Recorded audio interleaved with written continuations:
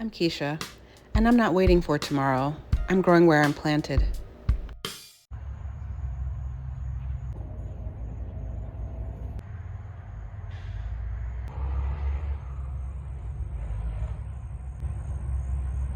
Mulberries are totally unfazed by that aggressive chop. Look at all these fruit.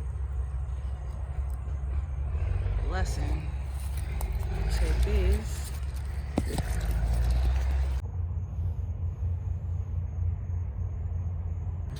Even the Pakistani mulberry, white Pakistani mulberry wants to fruit. Look at that. They love being chopped. All this new growth.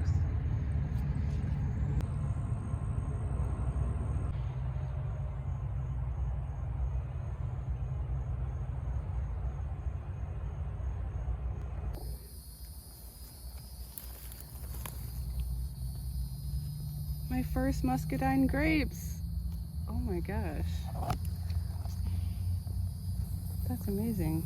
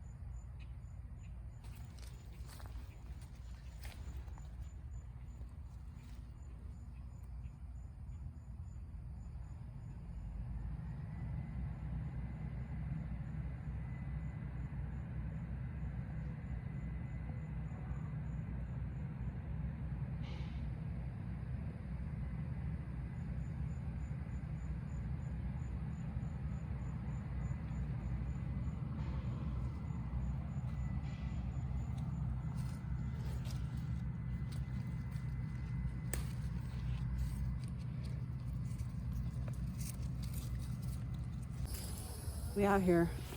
It's hot. Got two hats on. Can't have too much shade. Some of you more astute viewers notice that my farm is lush and green.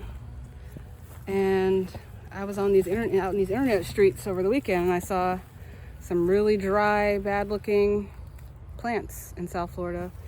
And they water, and they were talking about watering 2-3 times a day. I hurt for them. I felt sad for them, but then I thought maybe they just don't know any better. So I'm gonna talk real quick to y'all about how I don't water ever, but certainly not all, well, not ever. There's a few exceptions, which I will talk about, but pretty much never, and certainly not in the summer. I don't want to be out here 3 times a day. I don't have that kind of time. I got hobbies and other things I like to do, other things I need to do. I can't be out here. And also, I don't have water. I think we've talked about this. I've talked about this before in previous videos. I don't have access to water out here, but I'd like to believe that even if I did have access to water, I wouldn't be out here 2 or 3 times a day watering. And certainly, now that I know about syntropic agroforestry, I certainly wouldn't be out here watering 2 or 3 times a day. It's not necessary. Now, I'm specifically talking about people who live in South Florida. I can't tell you how to grow in any other zone, but in South Florida, we're in the subtropics. We get lots of rain. I mean, this is a very dry, rainy season, but we're still getting rain. And so all the tips I'm going to discuss are for South Florida. This is one of my wild looking nursery spaces, because I haven't given it much attention this summer because, not a lot of time. Wow, it's blackberry jam fruit. I need to put it into a bigger pot. Oh, it's not going too crazy under there. Anyway, my nurseries, I do give these rainwater once a week or once every other week. They get a sprinkling of water. And then same with my nursery on the other side of the farm. It also gets some rainwater. Oh, this is another blackberry jam with a vine wrapped all around it. I need to get into this nursery and like weed, and this vine's trying to take over, climbing all up my passion fruit trellis. But yeah, it's only so many hours in this hot sun, so maybe that's it, you know? Maybe part of my air quote success is that I just accept that some stuff's not gonna get done. It's not gonna look perfect, air quotes, whatever you think perfect looks like, which my idea of perfect has drastically changed since I started farming out here, because I used to be like most of these people who want like a European style organized garden, but that doesn't work for me in my context. I need to grow like the forest. I need to mimic the forest in order for things to grow, and they grow great. We're gonna water the nursery while we chat. But I was thinking another key to success that I hadn't thought about until just now when I was talking to y'all is I'm out here to grow food. My objective is to grow food, not to make a pretty garden for my neighbors to look at or whatever. But even though I think it's beautiful out here, I think it's beautiful, and the butterflies and all the other wildlife think it is too. But yeah, I don't care what people think. I'm growing the majority of the food for my family. I don't need the store for much. And so this way works for me. That's all that matters. So who cares what other people think? And the results speak for themselves, right? I mean, I had so many people, we won't name names, you know, this is public. You know who you are. I'm looking at you. So many people told me that this wouldn't work. Syntropic agroforestry wouldn't work. The way I was growing these plants so close together, it wouldn't work. Growing them without water out here wouldn't work. Everything, nothing would work. It was doomed to fail. But thankfully, I stopped listening to other people a long time ago, and I did it anyway. And now I have this beautiful food forest, and those same people are asking me for food. Going over to the other nursery, but I gotta go a long way because I haven't cleaned my paths, and I've got a big Seminole pumpkin that I don't wanna roll over. But yeah, like I was saying, you gotta be prepared for people to think you're crazy and not care. And I imagine if you've had any kind of success in anything to date, that's something you've already figured out. Whew, I don't want to come into this nursery because I need to mow. The grass is crazy and there's no doubt snakes over here. Oh God, but we're gonna water.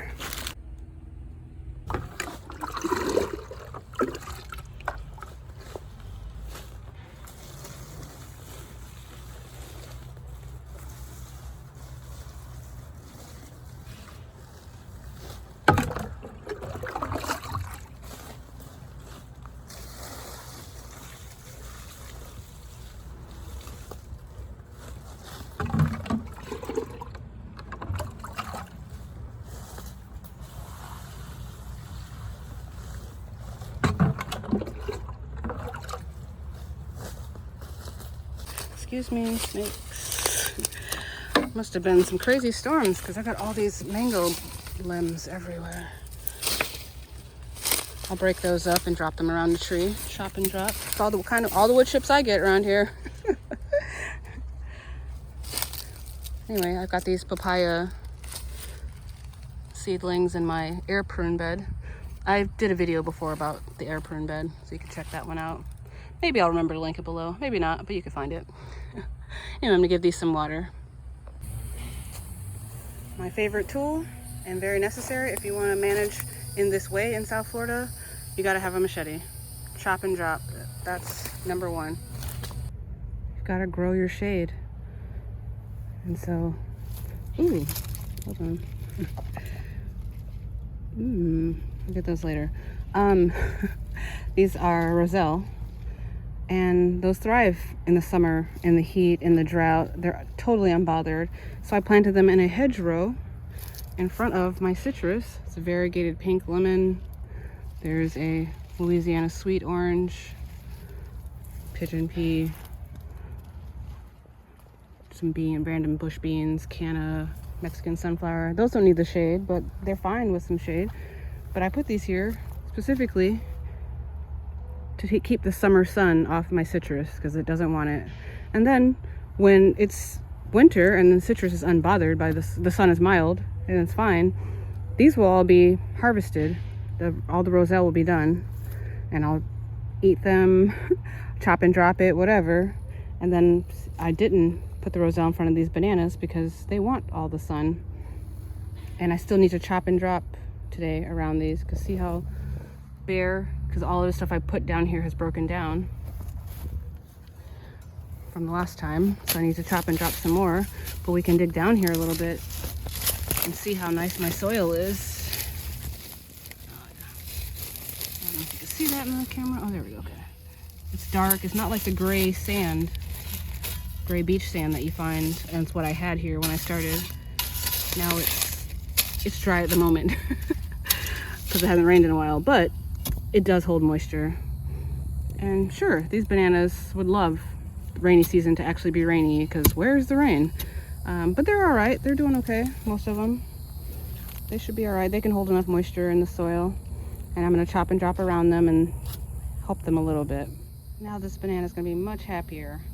Chopped and dropped. It's, I don't know, probably 3 inches or so of organic matter. I just chopped what I had around here. So this is a lot of this roselle, which I didn't go crazy on it because it's serving its purpose. I need it to be shading my citrus, so I don't want to chop it down too low.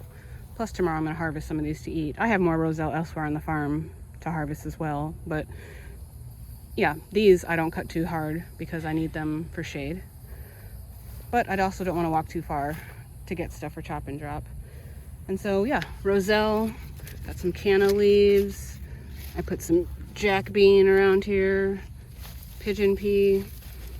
I also sowed some more jack bean seeds around here because I didn't like how far I had to go to get as much jack bean as I would like. So we'll get more of those going while they're in season. And yeah, I'm gonna give these some rainwater also, just because I have lots right now. Because I have a fixed amount of rainwater I can catch in my barrels, part of my rainwater management strategy is making sure that all the barrels have at least 50% of their capacity available in case it rains in the week or two that I'm off the farm. That means before I leave the farm, I give any excess water to the plants in need, or if none of them are truly in need, I give it to the plants that don't mind a lot of water. One way or another, the water gets moved so that I have the capacity to catch more water while I'm gone. And this way, if it doesn't rain while I'm away from the farm, all of my barrels still have at least 50% of their water left, so that if I have to water something that's in distress, when I come back, I still have rainwater.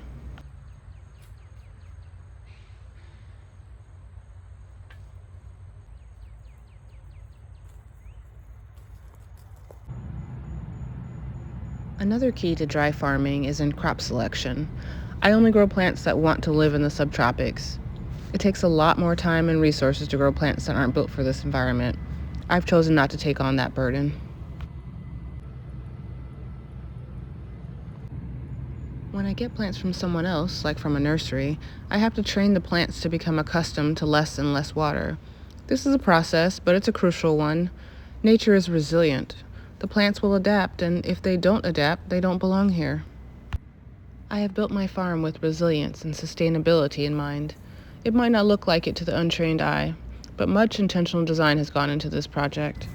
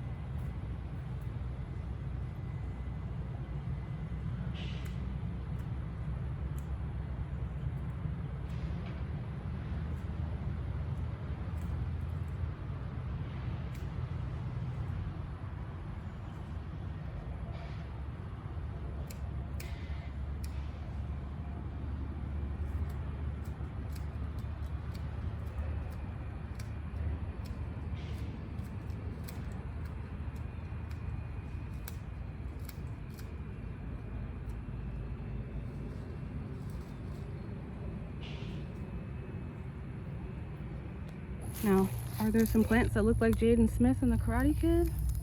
Yes, absolutely there are. But not many. This is the closest I'll ever get to any wood chips on my land. I did a video about this before, but I'm farming in a small town. I can't get chip drop or anything else. There's no wood chips available. But even if there were, wood chips are not the solution to improving your soil. It is part of the solution. It is one part. But imagine how long it's going to take for this wood to break down to finally improve my soil and feed the things in my soil, feed the organisms in my soil. It'll take forever. There's a reason why people use wood chips in their landscape to make their borders pretty and put it all around their house. It's because it takes forever for wood to break down. And at that same time, all you're doing is covering your soil, but you're not really feeding your soil. You need some organic matter. And for that, I use a big staple, the amazing Mexican sunflower, Tithonia diversifolia. I've also got pigeon pea, canna lily, mulberry at this point I use for chop and drop, jack beans, any weeds I pull, everything. Everything on this land is viable green manure. It all gets used.